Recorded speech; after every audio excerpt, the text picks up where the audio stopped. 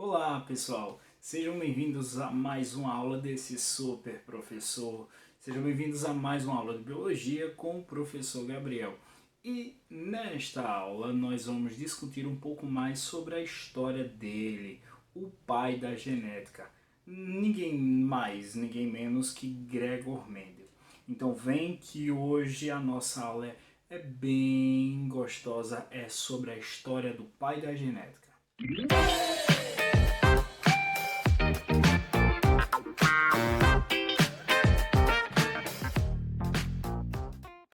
Antes de começarmos essa aula, deixa eu pedir desculpas já de agora, porque existirão vários nomes de origem não portuguesa que vão ser abordados, então talvez a pronúncia desses nomes não seja tão fidedigna. Mas caso eu erre alguma coisa, então me perdoem, tá bom? E a princípio nós temos que compreender como o pobre camponês que vivia num vilarejo de uma cidadezinha chamada Eisendorf se tornou o pai da genética. Então, esse longo trajeto vai ser estudado por nós e eu vou enriquecer bastante esse vídeo com imagens, tá certo? Vamos começar por Eisendorf.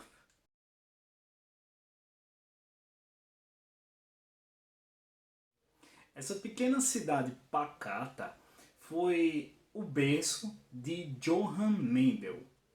Johann Mendel? Sim, Johann Mendel era o nome de batismo de Gregor Mendel, que só assumiu este nome de Gregor bem mais tarde.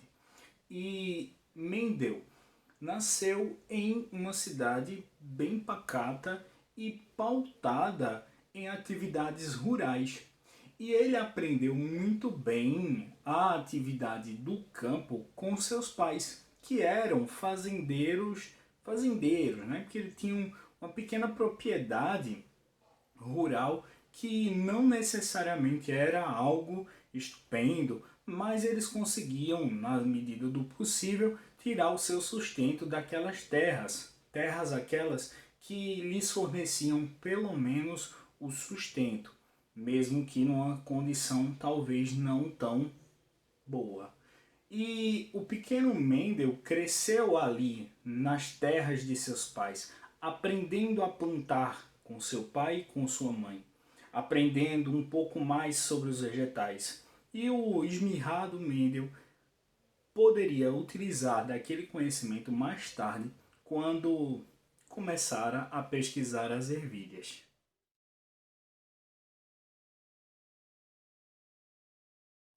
Mendel era um garoto brilhante, brilhante mesmo. Ele era dedicado, era esforçado e muito bem educado, mas infelizmente as condições financeiras dos pais dele nunca o permitiram estudar.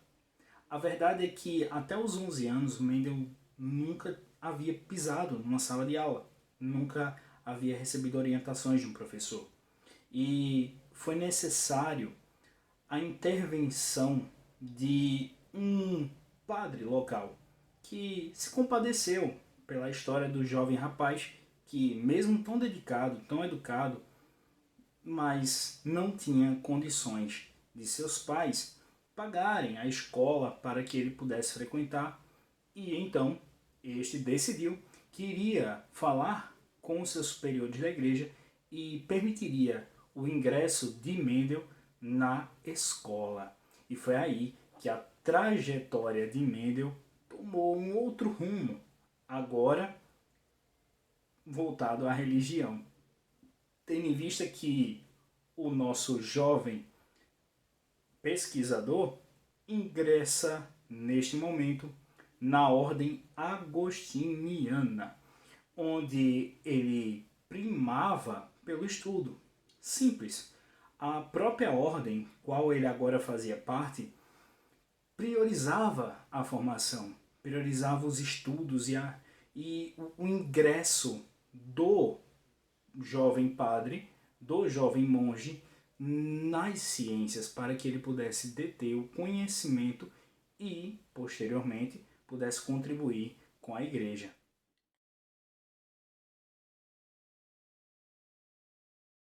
Ao ingressar na ordem agostiniana, Mendel teve que aderir a um costume, se é que podemos denominar dessa forma, mas uma pequena tradição, na qual o recém-chegado monge na ordem deveria escolher um nome para si, substituindo o primeiro. Foi aí que o famoso Gregor Mendel surgiu, quando Johann deixou de ser seu nome principal e passou a ser Gregor. Bom, essa mudança de nome também lhe trouxe algumas mudanças de hábitos. Por quê? Existiam várias tarefas que a ordem solicitava que Mendel fizesse, tais como visitas a pessoas doentes, enfermas e, consequentemente, isso meio que trouxe a ele uma espécie de trauma. Infelizmente, Mendel era um rapaz esmirrado, um pouco frágil, e ele também tinha alguns, vamos dizer assim, alguns temores em relação à saúde, em relação ao trabalho, e por isso Mendel ficou um tanto quanto assustado. Afinal de contas, longe da sua família, trabalhando com pessoas que não conhecia e ainda mais vendo uma realidade apenas de doenças e enfermidades, ele criou uma aversão que afetou diretamente o seu emocional. E Mendel ficou doente, muito doente, durante este período por 3 vezes e chegou a ter depressão. E foi aí que Mendel ficou balançado e se questionava: será que realmente eu devo seguir nessa história de me tornar padre? Ou devo abandonar essa minha nova carreira e voltar para os campos? Foi aí que a própria ordem deu outro papel a Mendel. Agora, o jovem adolescente deveria passar a contribuir com seus colegas de turma e se tornar tutor deles. Mas colegas de turma, na verdade, Mendel estava recém-ingresso numa universidade. Esta aí.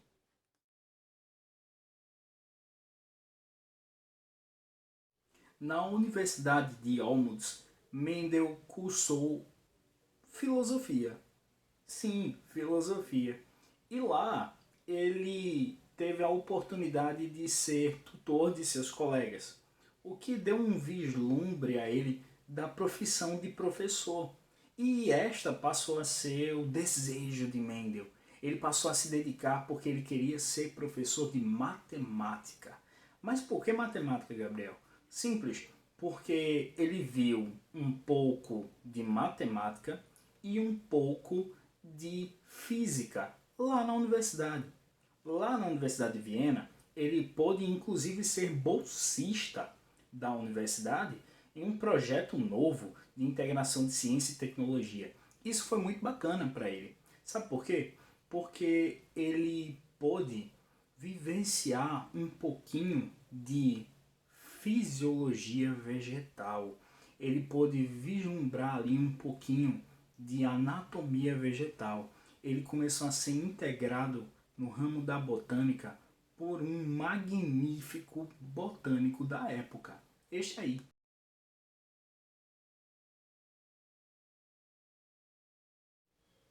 Franz Unger. Este botânico magnífico foi responsável por integrar Mendel em pesquisas com vegetais, tendo em vista que ele já possuía aquela habilidade com as espécies vegetais que ele adquiriu lá na fazenda com seus pais. E por falar na fazenda com seus pais, bom, Mendel nessa época, um pouco antes desta situação toda, enfrenta um grande dilema. ele foi convocado pelos seus pais para voltar para casa. Por quê? Seu pai havia sofrido um acidente e, infelizmente, se tornou deficiente físico e não podia mais trabalhar no campo. Bom, foi aí que Mendel foi cobrado de sua família, como sendo o filho mais velho, de assumir a fazenda e dar continuidade às plantações e garantir o sustento da casa. Foi aí que Mendel teve que fazer uma escolha difícil. Por quê? Na época, Mendel estava querendo pular fora da igreja, pular fora da ordem gregoriana, assumindo o posto de professor. E para tal ele estava estudando.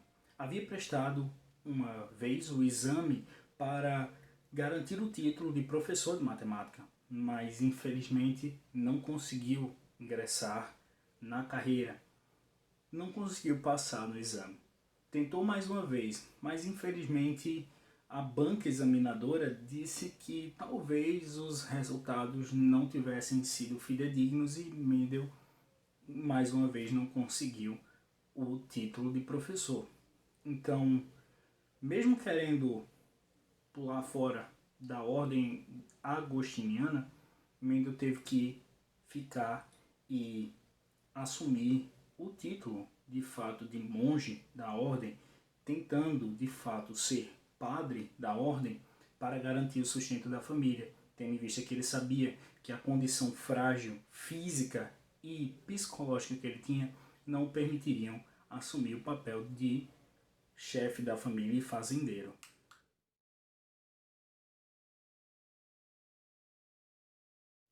Na época em que Mendel estava nesse dilema todinho, existia uma ideia por trás da origem dos seres humanos e dos seres vivos em geral, que era o princípio da mistura. Essa ideia era um tanto quanto incoerente. Eles acreditavam que os pais, os parentais de um indivíduo, tentariam mesclar as suas características para dar origem a um descendente. Então o descendente ele meio que tinha uma mistura das características do pai e da mãe. Mas isso era um tanto quanto incoerente porque esse princípio da mistura não considerava, por exemplo, pessoas que não tinham uma dada característica, mas que tinham ancestrais que a possuíam e, portanto, elas se manifestavam em algum momento ao longo da árvore genealógica. Como assim, Gabriel? Bom, essa ideia da mistura não considerava, por exemplo, que alguns fatores vinham passados dos avós para os pais e de repente se manifestavam apenas no descendente, no filho. Né? Às vezes o filho nascia com uma herança que os pais não tinham, às vezes nem os avós tinham, mas os bisavós, os tataravós e por aí vai. Então o princípio da mistura estava bem coerente. E este princípio inquietava um pouquinho o nosso jovem monge, que começou a desenvolver pesquisas com hibridização de ervilhas do gênero Pisum, né? Pisum sativum, que é a espécie da ervilha que ele plantava, e tentou chegar, através de cálculos matemáticos, em uma proposta que resolveria esse dilema do princípio da mistura. Eu me arrisco a dizer a vocês que apenas Mendel podia ter chegado aos resultados que chegou acerca das leis da hereditariedade. Sabe por quê? Porque apenas ele tinha o conhecimento da matemática, apenas ele era fissurado em matemática e física. E por isso, exatamente por gostar tanto destas ciências, que ele conseguiu aprender um pouquinho mais sobre os cálculos que eram necessários para desvendar o mistério das ervilhas. E que mistério é esse? Bom, algumas características que estão ali presentes nos indivíduos são passadas através das gerações aos seus descendentes. Mas essas heranças que vão sendo passadas, vão sendo transmitidas, devem ser transmitidas de alguma forma. E essa forma Mendel denominou de fatores, bem analógico com a matemática, né? Bem interligado com a matemática. E esses fatores de Mendel hoje nós conhecemos como genes, assunto da nossa aula anterior. Mas, porém, contudo, entretanto, todavia, esses genes foram os responsáveis, aliás, estes fatores foram responsáveis pela transformação na vida de Mendel. E isso a gente vai entender mais também na próxima aula, quando falarmos acerca da primeira lei de Mendel em específico. Mas, como essa aula é a história, não vou focar tanto no experimento de Mendel, mas sim na conclusão, no desfecho de sua biografia.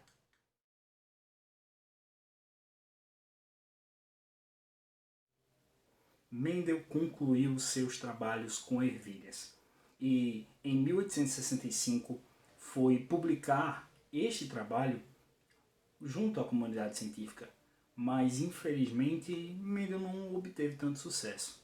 No dia da apresentação, todos foram assistir a um trabalho sobre hibridização de espécies vegetais, mas em vez de trabalhar a botânica, Mendel trabalhou uma nova ciência baseada em cálculos que determinariam as características da espécie vegetal e alguns foram analisar uma palestra sobre botânica e não sobre matemática.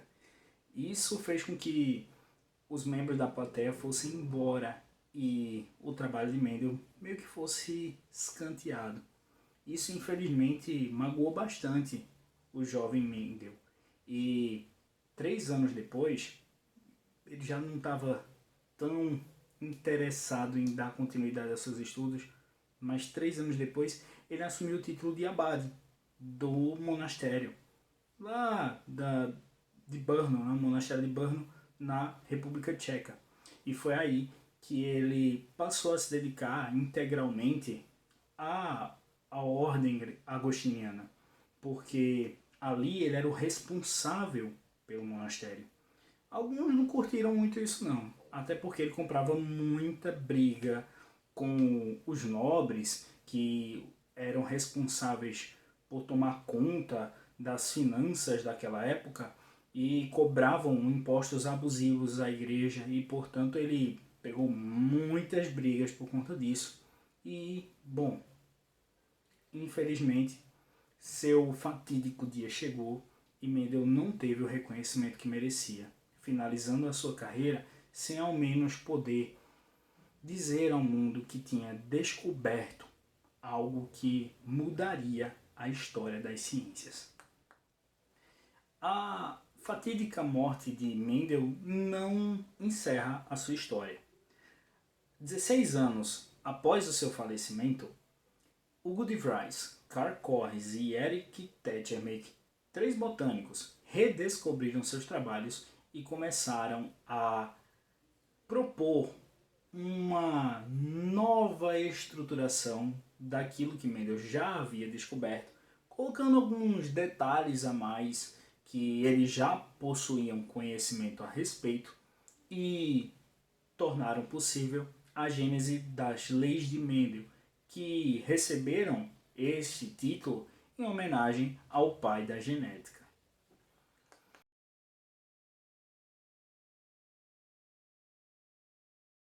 Em nossa próxima aula vamos discutir um pouco mais sobre os trabalhos de Mendel, mas esta aqui é só para vocês conhecerem um pouco mais sobre este que foi considerado e é considerado até hoje o pai da genética e compreender que muitas vezes as dificuldades nos levam a caminhos bem complicadinhos, mas que com dedicação e esforço a gente chega longe. Então eu vou encerrando por aqui. Fiquem com Deus, um grande abraço e até mais. Tchau, tchau.